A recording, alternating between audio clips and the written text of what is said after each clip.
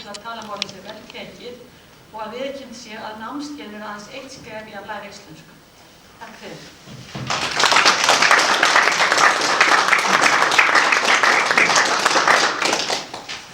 Takk. Já, takk kærlega fyrir.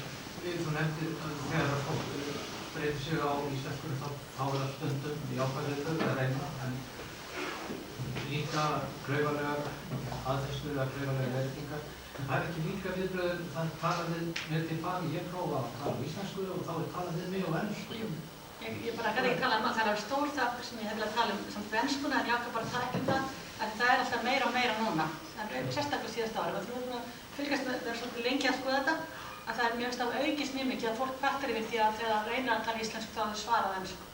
Sérstaklega ef það er velend útlit, en samt kvartar til þess fólk frá Asíu mjög mikið við því. Nú hef ég verið að gera rannsóknir meðal Filippseyinga sem kunna góða ensku, er yfirleitt með háskólamenntuð þar sem þú þarft að það sem hún býðst bara á ensku í Filippseyingum. Þau koma hingað en þau segja hvernig stendur að því að þarna aðeins með evrópskt útlit má tala ensku en ég má ekki tala ensku. Þeim finnst að það er svona skrítið.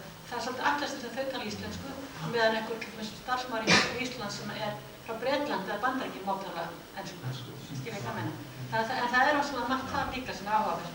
Og svona annað sem ég tala alltaf ekki um að eins og með fólkssamfélag sem er svo rosalega stórt, það er auðvelt að lifa daglegu lífi á pólsku á Íslandi. Þess vegna kannski þetta. Hvernig gengur þetta á öðrum þjóðum og Norðurlöndum?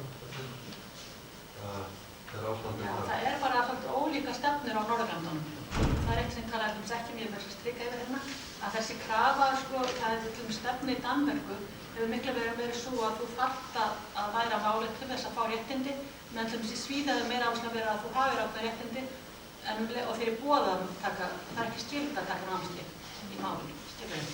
Þannig að það er svona ólík stefna með það.